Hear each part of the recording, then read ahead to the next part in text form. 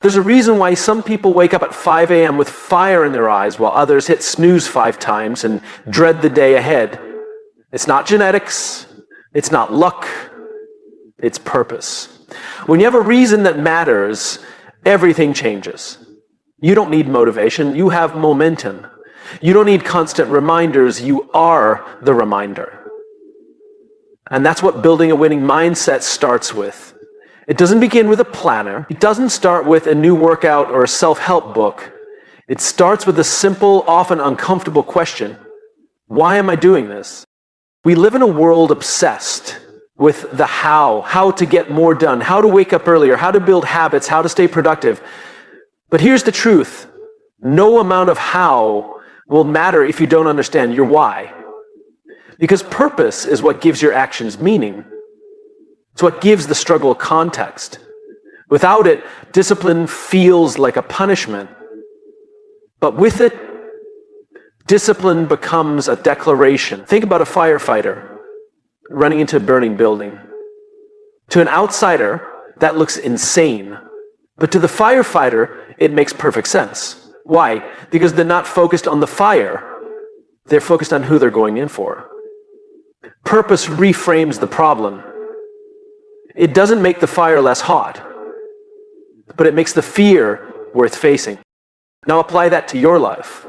You want to build a winning mindset in 30 days? Start by finding the fire worth running into. Find something that makes the struggle worth it. This isn't about chasing success. It's about defining what success means to you in the first place.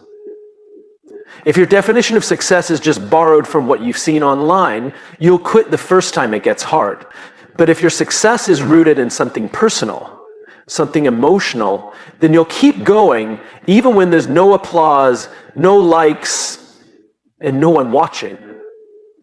Purpose is what carries you through the silence. And here's the thing, your why doesn't have to be flashy.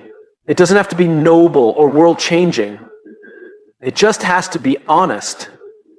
For some, it's proving to themselves that they can become the person they once doubted they could be. For others, it's being an example to their kids or honoring the sacrifices someone made for them. Some people are driven to change the world. Others are driven to change their family story. Both are valid. What matters is that it comes from within. So, how do you find your why? You start by listening. Not to the noise around you, but to the quiet inside you. Ask yourself, what breaks my heart? What lights me up? What would I keep doing even if I never got paid for it? What's the story I want to tell with my life when it's all said and done? If you've never asked yourself those questions, that's okay. But understand, until you do, your mindset will always be reactive, not resilient. You'll keep drifting instead of directing. A person with a strong why can endure almost any how. Think about it. Look at the people who've overcome the odds. People who came from nothing. People who fought back after failure, heartbreak, loss. They didn't have perfect plans. They didn't always know what step came next, but they knew why they couldn't quit. They had something inside of them stronger than the obstacle in front of them. And that's the essence of a winning mindset, the ability to choose meaning over mood, purpose over pressure. Purpose makes your decisions easier. It silences distractions. It gives you a filter to measure everything through. If something doesn't align with your why, you let it go. That's not discipline. That's direction. A compass, not a cage.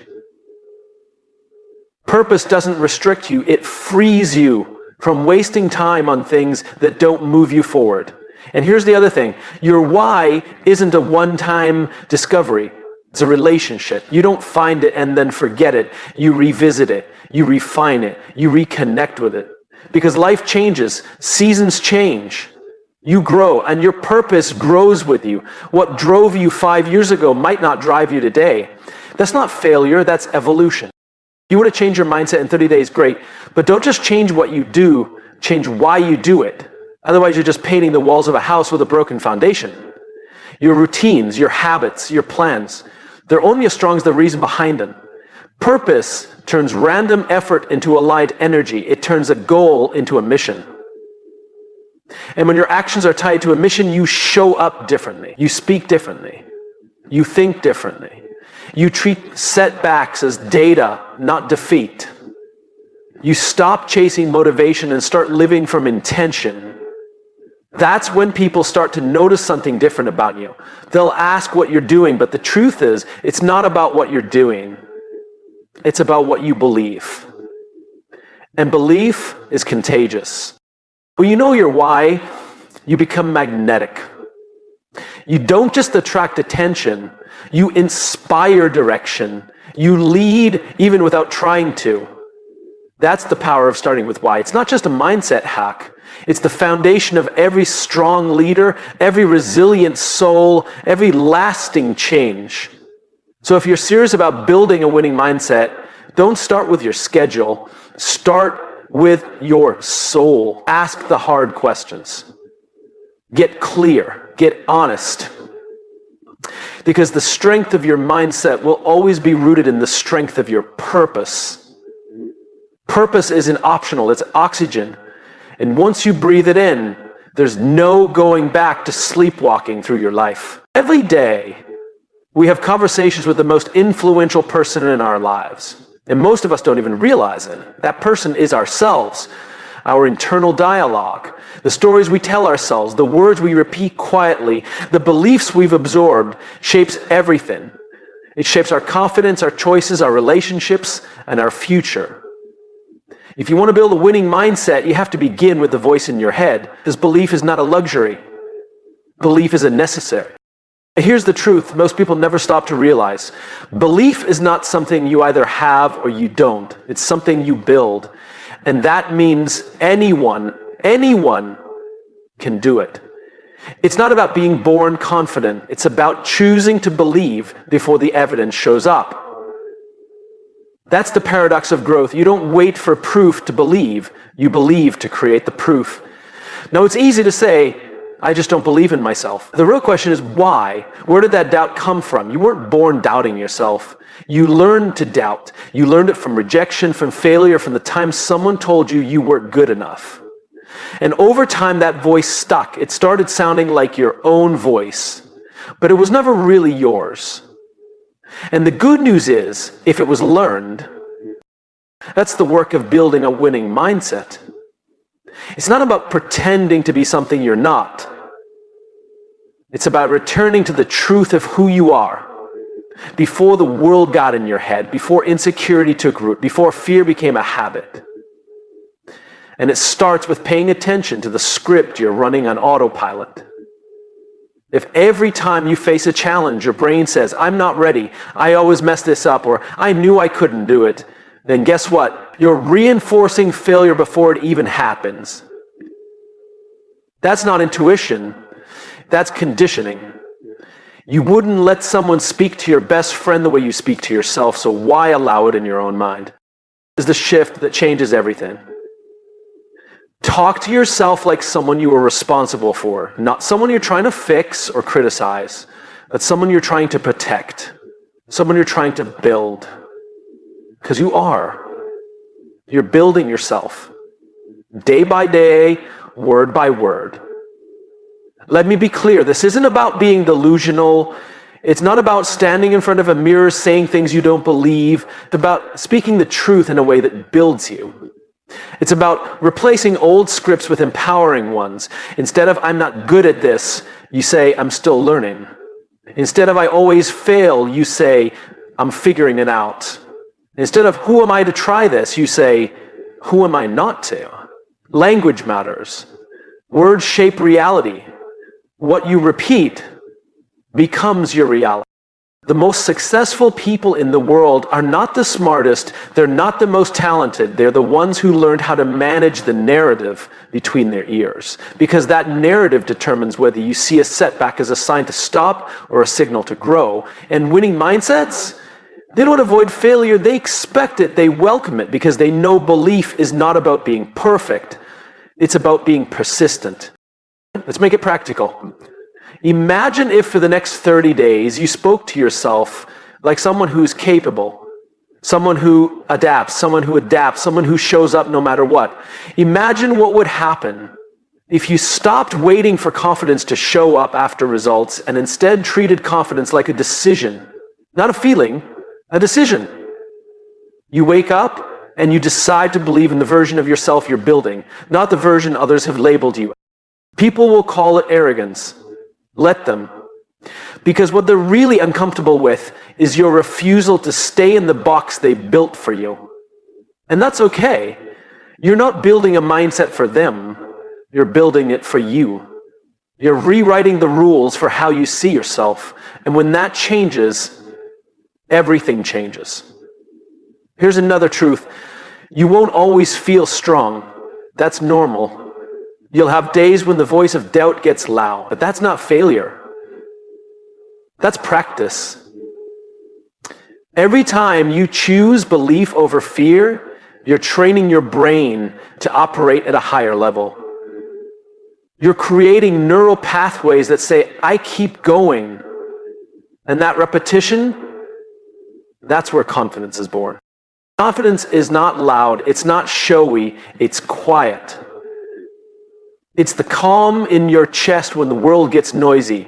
It's the inner voice that says, we've been here before, we'll figure it out again. That's what belief gives you. Not perfection, not certainty, but resilience. And the beautiful thing is, once you begin to believe in yourself, the world starts to shift around you. Not because the world changes, but because you do. You start to walk with your head up. You speak with clarity. You take risks. You say yes to things you used to run from. You say no to things that no longer serve you. And others feel that. They respond to it because belief isn't just personal, it's powerful. It inspires others to believe too. So if you want to build a winning mindset, remember, it starts with the most important relationship you'll ever have, the one with yourself. And like any relationship, it takes consistency, honesty, and care. Speak to yourself with intention. Interrupt the old stories. Replace them with words that reflect where you're going, not where you've been. Because belief isn't something you wait for. It's something you choose daily, deliberately. And when you do, you begin to see something extraordinary. The person you were always capable of becoming.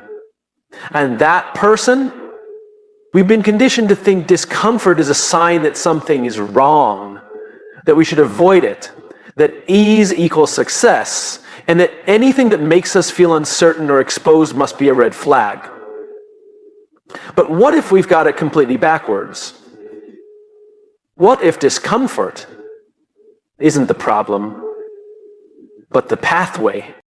The truth is, every meaningful transformation in your life is on the other side of discomfort.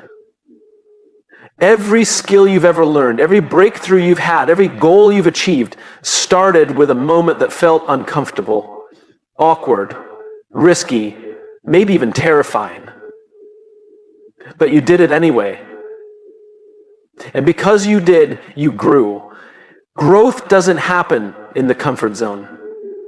It never has, and it never will. The comfort zone is where you stay when survival is your goal.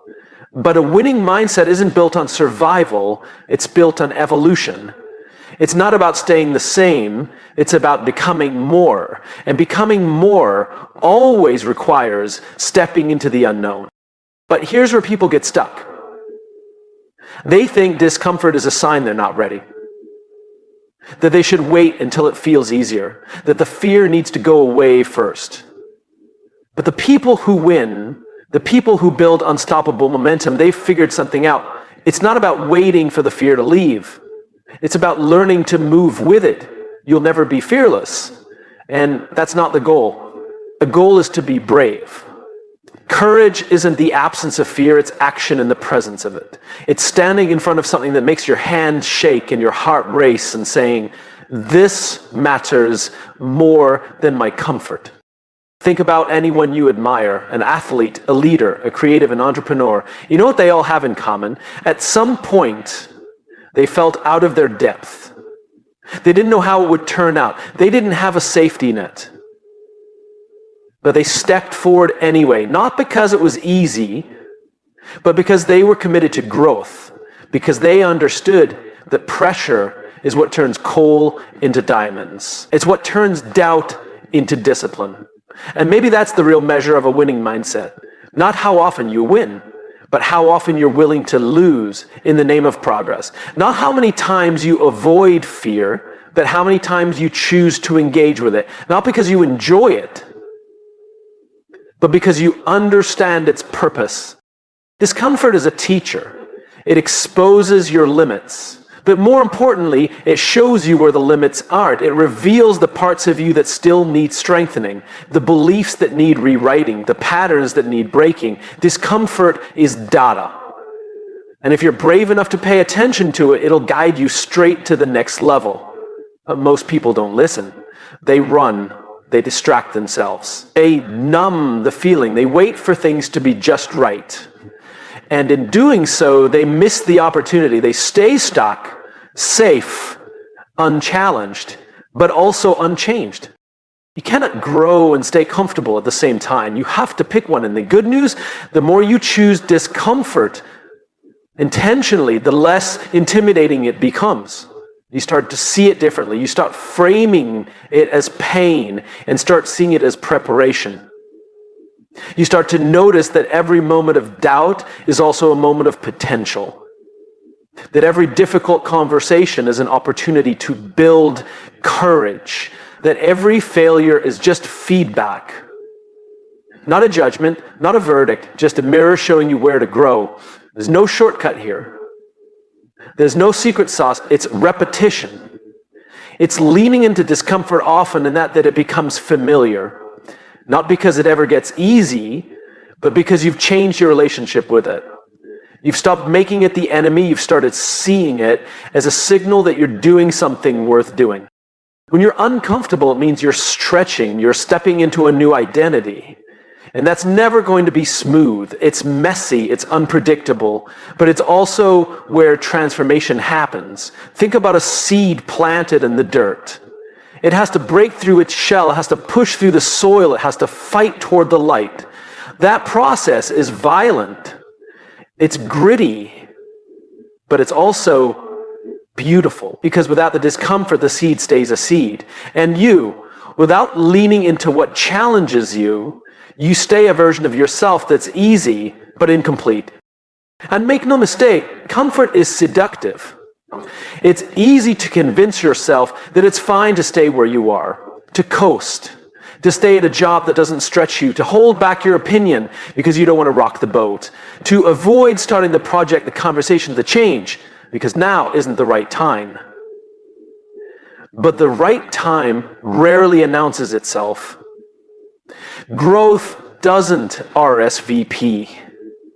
It shows up uninvited, often dressed as fear. And your willingness to engage with it determines the quality of your life. So here's the shift. Instead of asking, how can I avoid discomfort? Start asking, where is discomfort trying to lead me? What's the challenge I've been avoiding? What's the fear I've been protecting? What's the stretch I know I need to make? Because the mindset you build in those moments, the resilience, the trust in yourself, the ability to stay grounded when everything feels uncertain, that's the foundation of winning. Not the result, not the recognition, but the process of becoming someone who can handle more, who wants more, who's willing to grow no matter what it costs. And let's be honest, growth costs something. It costs ease, it costs certainty, it costs the illusion of control. But in return, it gives you strength. It gives you purpose. It gives you the quiet confidence of someone who knows they can handle whatever comes next. So if you're uncomfortable right now, good. That means you're on the right track. Don't run from it. Run with it. Because on the other side of discomfort is everything you've been asking for, the mindset. The results, the version of you you've always known you could become. And it starts not by avoiding the hard stuff, but by embracing it. People often say they want to change their lives. They want to grow, to succeed, to become the kind of person who is focused, consistent, and unstoppable. And then they wait. They wait for the right moment, the perfect plan, the motivation, the spark. But here's what separates those who only talk about change from those who actually create it. Action. Not just any action, intentional action, taken consistently, especially when it's not convenient. Because discipline isn't just about doing the hard things. It's about doing the right things repeatedly, even when no one's watching. Especially then. We live in a world that idolizes intensity, big moves, bold leaps, the grand gesture. But when it comes to building a winning mindset, intensity is overrated. Consistency is what creates transformation. Because anyone can be great for a day. But it's what you do day after day that writes the story of your life. Not the highlight reel, not the moment of glory, the process, the unglamorous, often unseen commitment to keep showing up. And here's the truth. Most people won't. Most people get inspired for a few days, maybe even a couple of weeks. But then life gets busy, results take time, and suddenly that initial spark burns out. That's where discipline steps in. It's the bridge between inspiration and execution, between a wish and a reality. People love to say, I just need to get motivated. But motivation is fleeting, it's emotional. Discipline is a decision. It's a contract you make with your future self. It says, no matter how I feel today, I will do what needs to be done. Because the version of you you're becoming is counting on the version of you today to follow through. Let's be honest, discipline isn't sexy. It's repetitive, it's quiet, it's often thankless. But it builds character, it builds momentum, and it builds results. You don't need to do it all at once. You just need to do the next right thing. The small thing, the boring thing, the thing that doesn't feel like it matters in the moment, but that, compounded over time, changes everything.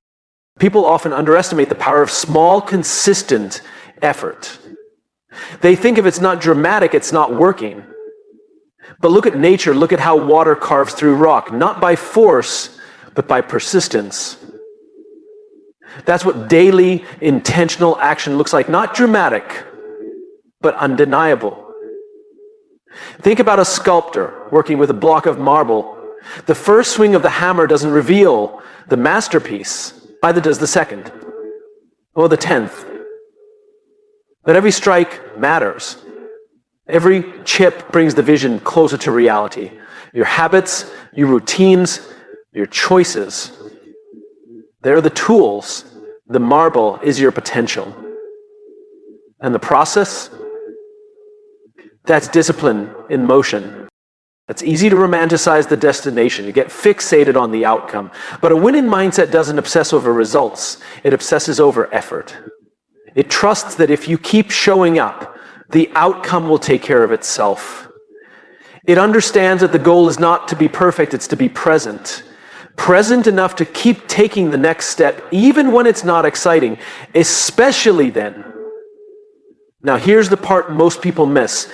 Discipline doesn't mean you never struggle. It doesn't mean you never miss a day. It means you don't let one bad day become your new normal. It means you don't negotiate with excuses. You fall, yes, but you get back up faster. You don't make quitting a habit. You make recovering a habit. Because the discipline isn't just in the doing, it's in the returning. And it's not about hustle culture. It's not about burning out to prove a point. It's about alignment. It's about choosing the habits and actions that reflect who you want to be and then building your life around them. Discipline without alignment is punishment.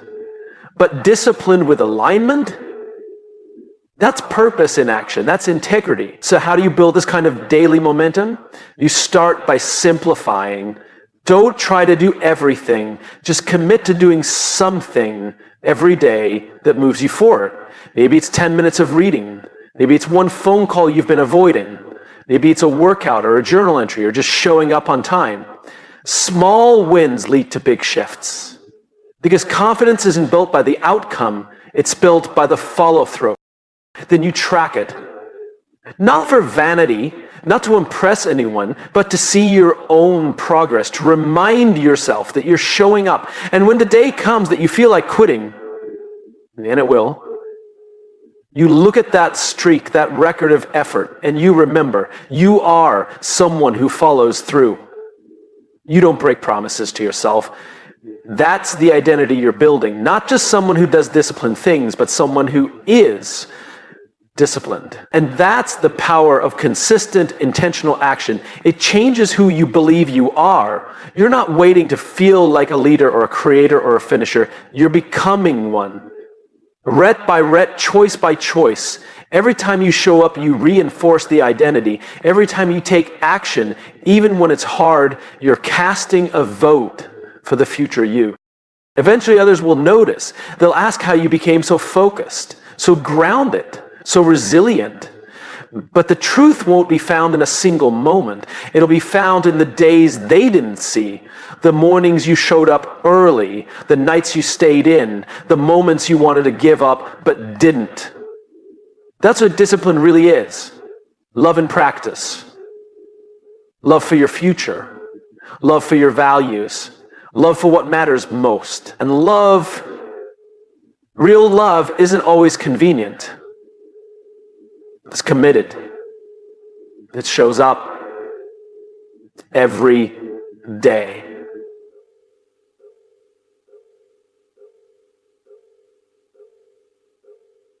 We often talk about growth as a straight line, a goal you aim for, a plan you follow, a finish line you eventually reach. But real growth, the kind that lasts, the kind that shapes who you are, is rarely clean. It's messy. It's filled with detours, setbacks, and moments that make you question everything. And if we're not careful, we miss the most valuable part of it, the learning. Because growth doesn't come from the act alone. It comes from the awareness of what the act teaches you.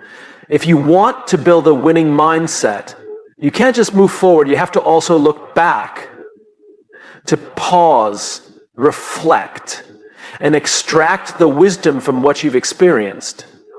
Because without reflection, effort is just repetition. But with reflection, effort becomes evolution. However, there's this pressure in our culture to always be chasing the next thing. Hit one goal, set another. Get the promotion, chase the next one. Always building, always pushing.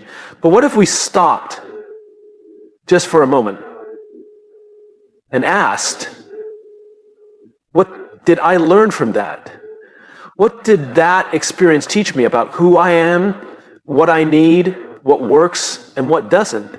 Those questions, they're gold. Because in the answers, you don't just find insight, you find clarity. And clarity is the fuel of a winning mindset.